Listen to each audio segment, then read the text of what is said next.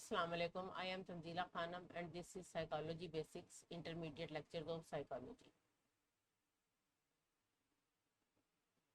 हम काउंसलिंग की जो डिफरेंट टेक्निक्स है उनके बारे में आजकल स्टडी कर रहे हैं। तो उस सिलसिले में हमारी जो आखिरी टेक्निक है वो है rational emotive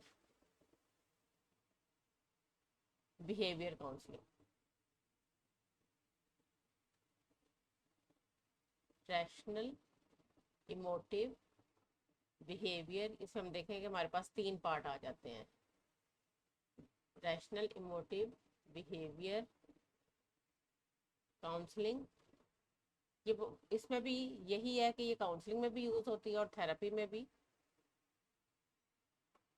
of Albert Ellis, Albert Ellis ने जो है ये डेवलप की। तो इसको मुख्तसरन हम कहते हैं REBT, और ये बड़ी इंपॉर्टेंट टेक्निक है साइकोथेरेपी में भी काउंसलिंग में भी। और ये बेसिकली अब किस चीज़ के ऊपर ये फोकस कर रही है, अगर हम पिछली टेक्निक्स याद करें तो हम यही बात कर रहे थे कि हमने पहले थ्योरी देखनी होती है कि कौन सी थ्योरेटिकल बेस है किसी भी तरीका इलाज के लिए, साइकोथेरेपी के लिए, ये काउंसलिंग टेक्निक के लिए।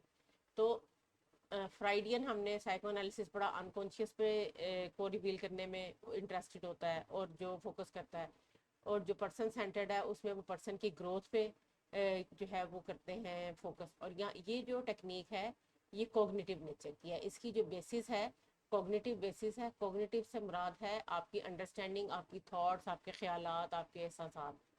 तो कॉग्निशन में ये सारी चीज़ें आ जाती हैं। कॉग्निटिव थेरेपी पे ये बेस, थ्योरी पे बेस कर रही है, और इसका जो प्रोमिनेंट फीचर है कि it is directive in nature. ये इसमें जो काउंसलर है वो एक समझ लें कि डायरेक्टर का रोल प्ले करता है, और वो इंस्ट्रक्शंस दे रहा होता है क्लाइंट को कि किस तरह से उसने अपनी जो साइकोथेरेपी का प्रोसेस है या काउंसलिंग का प्रोसेस है उसको लेके चलना है। और यहाँ पे जो इसका मेन क्रक्स है वो एल्बर्ट एलिस ये कहता है कि जो मेल अडेप्टिव बिहेवियर्स हैं या जो इंसान की जो प्रॉब्लम्स की वजह है वो उसके इरेशनल थिंकिंग, इरेशनल बिलीव्स या इरेशनल थॉट्स, जिनको वो इरेशनल भी कहता है, और इसके लिए उसने दो तीन अल्फाज यूज़ किए हैं। इलॉजिकल भी कहता है और उसके साथ साथ अनरियलिस्टिक। तो एल्बर्ट एलिस के मुताबिक किसी भी इंसान की जो प्रॉब्लम्स हैं उनकी रीज़न उसकी इरेशनल या इलॉजिकल या अनरियलिस्टिक थॉट्स हैं। और इस मकसद के लिए उसने एक जो मॉडल दिया उसको ABC मॉडल कहा जाता है। ये एल्बर्ट एलिस का बहुत मशहूर मॉडल है, ABC मॉडल। इसमें वो कहता है जो ए है कि कोई भी एक्टिवेटिंग इवेंट, ये मैं आपको उसकी मदद से, मिसाल की मदद से भी समझाती हूँ। एक्टिवेटिंग इवेंट या कोई भी एक्सपीरियंस, कोई भी ऐसा हैपनिंग जो कि एनवायरनमेंट में या इंसान के साथ हो रही है।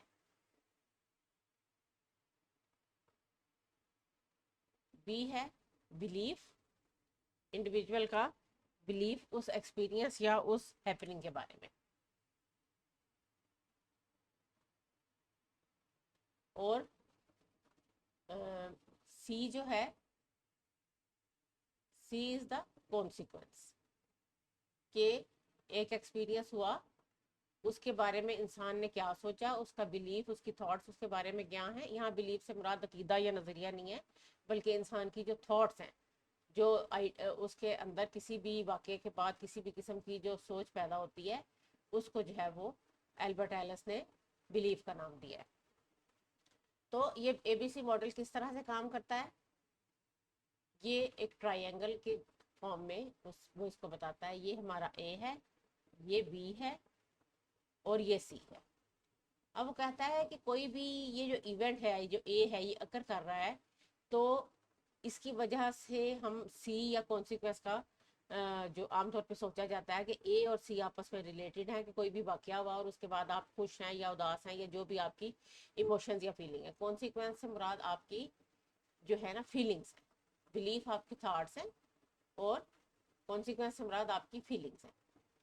तो वो कहता है कि हम ये समझते हैं, मिसाल के तौर पे हम पार्टी में जाते हैं, किसी बर्थडे पार्टी में गए और हम वहाँ जाके बहुत हैप्पी फील कर रहे हैं, तो हाँ इसका मतलब है कि जो पार्टी है वो हमें खुश कर रही है। जबकि एलिस कहता है ऐसा नहीं है, हमारा ये जो बिलीफ है ना पार्टी के मुतालिक वो हमें हैप्पी या सैड करता है। अगर हमारी किसी दोस्त की पार्टी है और हम ये सोचेंगे कि हाँ हम वहाँ पे जाके ये तो बड़ी इंजॉयबल होगी, ये हमारी सोच है कि हम वहाँ जाके बहुत ज़्यादा इंजॉय कर सकते हैं, बहुत ज़्यादा फन करेंगे, मज़ा करेंगे, हमारे लिए ये एक इंजॉयबल सिचुएशन होगी, तो क्या है इसलिए हम हैप्पी फील करते हैं। लेकिन अगर हम ये देखते हैं कि ये जो है हमारे लिए वहाँ पे हम वहाँ जाके बोर होंगे, हमारे वहाँ पे कोई दोस्त नहीं है, या वो ऐसे लोग वहाँ पे मौजूद हैं जो कि हमें परेशान कर सकते हैं या जिनसे हमारा इंटरेक्ट करने को दिल नहीं चाह रहा, तो हम वहाँ पे बोरियत महसूस होगी। तो जब बोर्डम की फीलिंग थॉट आएगी तो यहाँ पे जो हैप्पीनेस है वो सैडनेस में चेंज होगी, यानी जो फीलिंग्स हैं वो चेंज होगी। थॉट चेंज हुई तो उसके साथ साथ जो कॉन्सिक्वेंस या फीलिंग्स हैं वो भी चेंज होगी। ये देखें किस तरह से एबीसी मॉडल जो है वो काम कर रहा है कि जैसे मैंने आपको एक बर्थडे पार्टी की एग्जांपल दी, अब यहाँ पे देखें एक एक्टिवेटिंग इवेंट जो था वो अनप्लेजेंट था कि आप एक ड्राइविंग टेस्ट देने गए हैं और उसमें फेल हो गए हैं। तो ये क्या है, ये एक एक्सपीरियंस है जो आपने ज़िंदगी में इस वक्त किया है। अब आपका जो बिलीफ है वो इरेशनल बिलीफ या इरेशनल थॉट क्या आएगी, I am useless at everything, I I am never going to pass this test, I might as well give up driving, कि मैं कोई भी काम नहीं कर सकता, मैं कभी भी ये टेस्ट पास नहीं कर सकूंगा और मुझे जो है ना ड्राइविंग छोड़ देनी चाहिए। तो जब ये बिलीफ आएगा तो उसका कॉन्सिक्वेंस क्या आएगा, स्टेट ऑफ डिप्रेशन। तो एलिस के नज़दीक ये जो एक्टिवेटिंग इवेंट है ये उसको आपके जो इमोशन है या फीलिंग है उसको नहीं कर रहा, रिजल्ट नहीं कर रहा। आपका जो ये जो डिप्रेशन है या स्टेट ऑफ डिप्रेशन या सैडनेस है ये इस बी की वजह से आई है। तो ए से जो है वो बिलीफ सिस्टम तक बात जाती है, बिलीफ सिस्टम से फिर कॉन्सिक्वेंस जो है वो सामने आता है। ए और सी डायरेक्टली रिलेटेड नहीं है, उनके दरमियान बी जो है वो एक काम कर रहा है। तो इस चूंकि उस वो देखता है कि हमारा जो इमोशंस या फीलिंग्स या बिलीव्स हैं वो प्रॉब्लमेटिक हैं, और इस मकसद के लिए उसने जो 11 इरेशनल बिलीव्स जो हैं वो उसने बयान किए कि जो इंडिविजुअल्स हैं या जो पेशेंट्स उसके पास आते थे या जो क्लाइंट्स उसके पास आते थे उनके उसके तजर्बे की बेस पे उनके उसने देखा कि 11 जो हैं वो इरेशनल बिलीव्स हैं जो कि बहुत ज़्यादा प्रॉब्लमेटिक हैं, और किसी भी किस्म की जो इंडिविजुअल के प्रॉब्लम्स हैं वो इन इरेशनल बिलीव्स की वजह से पैदा हो रहे हैं। तो 11 इरेशनल बिलीव्स जो हैं वो हम अब डिस्कस करते हैं, देखते हैं कि वो कौन कौन से हैं। अच्छा, एलएस के मुताबिक ये जो इरेशनल बिलीव्स हैं, जो गैर अकली या अनरियलिस्टिक या इलॉजिकल बिलीव्स हैं, उनके अंदर जो चीज़ें बहुत ज़्यादा जो स्टार्ट ही किससे होते हैं, जिसमें शुड और मस्ट। तो वो कहता है कि जो थेरेपी का मकसद है या जो प्रॉब्लम की जो रीजंस हैं वो बन रही हैं, ये जो शुड और मस्ट स्टेटमेंट है ना, ये इस तरह की जो स्टेटमेंट्स एक इंडिविजुअल अपने लिए या दूसरों के लिए यूज़ करता है वो प्रॉब्लमेटिक होती हैं, और जो थेरेपी का गोल है कि इनको जो इस तरह की स्टेटमेंट्स हैं उनको चेंज करना। अब उसने आरईबीटी में जो 11 इरेशनल बिलीव्स बताए हैं वो कौन कौन से हैं, आई must be loved by everyone, कि हर एक इंसान को मुझसे मोहब्बत करनी चाहिए, और I am not lovable, I must do everything well, और आई एम इनकम्पिटेंट, कि अगर मैं मुझे हर चीज़ लाजमी बिल्कुल अच्छी अच्छी करनी चाहिए, नहीं तो मैं इनकम्पिटेंट हूँगा।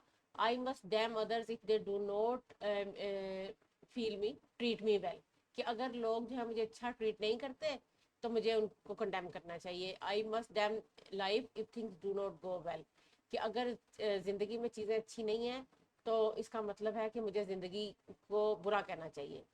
आई मस्ट कंट्रोल इवेंट्स, और ये आप देखें ये सारे इसमें है मस्ट, कि मुझे ज़रूर ये करना चाहिए, जबकि ज़िंदगी में ये चीज़ें नहीं होती, इसीलिए उसने उसको इरेशनल बिलीव का। I must worry about anything, I must avoid responsibility, I must depend on others, I must be controlled by my past, I must damn others problems, I must damn life if I can not find the perfect answers to human problems. यानी ये जो should और must statements हैं ये Albert Alice के नज़दीक जो है वो रूट कॉज है किसी भी इंसान के प्रॉब्लम्स की, क्योंकि हमने बात की ना कि इसकी थेरेपी की जो बेसिक थ्योरी है वो कोग्निटिव नेचर की है, कि हमारी जो थिंकिंग्स हैं वो और हमारी जो थॉट्स हैं और हमारे जो सोचने का अंदाज है वो किस तरह से जो है वो हमारे प्रॉब्लम्स का जो है वो रीज़न बन रहा है, किस तरह से हमारे अंदर अनप्लेजेंट फीलिंग्स को पैदा करके।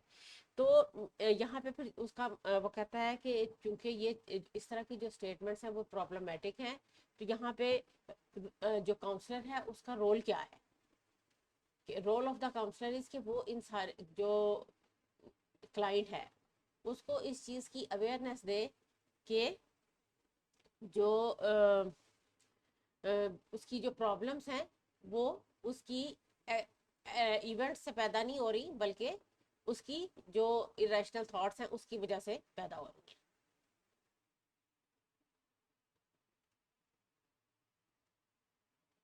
कि जो इवेंट्स इटसेल्फ जो है वो प्रॉब्लम पैदा नहीं कर रहे, बल्कि प्रॉब्लम्स उन इवेंट्स के बारे में जो क्लाइंट की थॉट्स हैं उससे पैदा हो रहे हैं। अच्छा, और उसके बाद क्या है कि to help understand those irrational believes, जितने इलॉजिकल, जितने अनरियलिस्टिक जो है वो बिलीव्स हैं, इसके लिए जो बेसिक जो वर्ड मेनली वो यूज करता है इरेशनल बिलीव्स।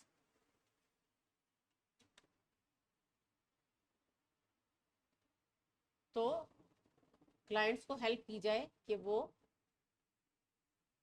तो काउंसलर का ये रोल है कि वो क्लाइंट की हेल्प करे कि वो अपने इरेशनल जो जितने भी उसके गैर मंतकी, गैर हकीकत पसंदाना, अनरियलिस्टिक बिलीव्स हैं उनको वो समझे, और उसके बाद जो है इनको चेंज करे, टू रिप्लेस देम विद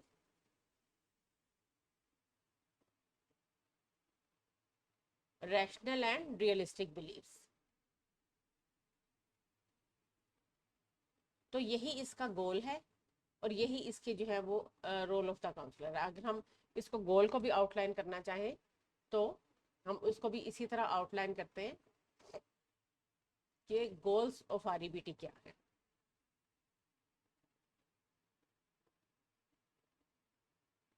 सबसे पहला गोल आरईबीटी का जो मेन, जाहिर है चूंकि उसने ये बताया कि प्रॉब्लम पैदा हो रही है आपके बिलीफ सिस्टम से, तो सबसे पहले नंबर वन ये है कि उसको ये बताया जाए कि to understand the ABC model. अभी हमने बात की ना कि कनेक्शन है एक्टिवेटिंग इवेंट और बिलीफ सिस्टम और कॉन्सिक्वेंसेस में। तो ये जो एबीसी मॉडल है इसका क्या मतलब है कि जो ए है वो सी को कॉज नहीं कर रहा, बल्कि ए की वजह से बी पैदा हो रहा है और बी की वजह से सी पैदा हो रहा है। तो ये जो एक इन तीनों का आपस में रिलेशनशिप है उसको समझने में क्लाइंट की हेल्प की जाए, सबसे पहला इसका गोल ये है। और to help change irrational beliefs. तो ये दो मेजर गोल्स हैं जिन पे आरईबीटी जो है वो काम करती है।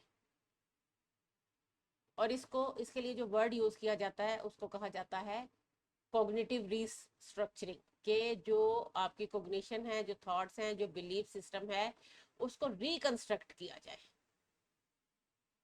जो पहले बने हुए हैं उनको दोबारा बनाया जाए, इरेशनल को चेंज करके रैशनल किया जाए, इलॉजिकल को चेंज करके लॉजिकल किया जाए, और अनरियलिस्टिक को चेंज करके रियलिस्टिक किया जाए। तो ये जो गोल्स हैं बेसिकली आरईबीटी के, इनको अचीव करने के लिए जो क्लाइंट है और काउंसलर है वो काम करते हैं। और मैंने पहले भी बताया कि जो काउंसलर है इसके अंदर उसका रोल डायरेक्टिव होता है, इसलिए इसको हम डायरेक्टिव थेरेपी भी कहते हैं, कि यहाँ पे वो उसको इंस्ट्रक्शन दे रहा है, एज अ टीचर काम कर रहा है।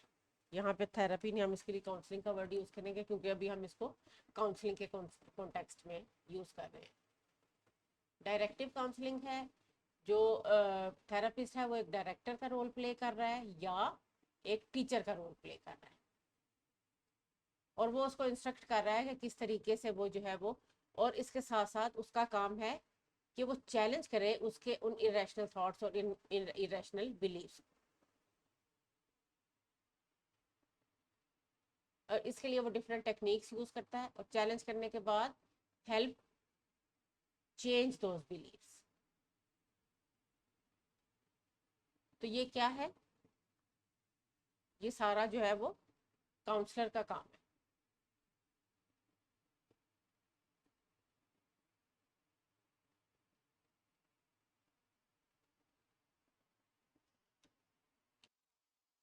एलएस जो है वो फ्राइड की तरह डेवलपमेंटल स्टेजेस की बात तो नहीं करता, लेकिन वो कहता है कि जो बच्चे हैं उनको ये जो इरेशनल थॉट्स हैं या इरेशनल बिलीव्स हैं वो ज़्यादा इन्फ्लुएंस करते हैं। तो इस वजह से वो कहता है कि बच्चों के ऊपर जो बैरूनी असरात हैं वो आके उनकी जो थॉट्स हैं या उनकी जो फीलिंग्स हैं या उनके जो जज्बात हैं उनको बहुत ज़्यादा इफ़ेक्ट कर रहे हैं।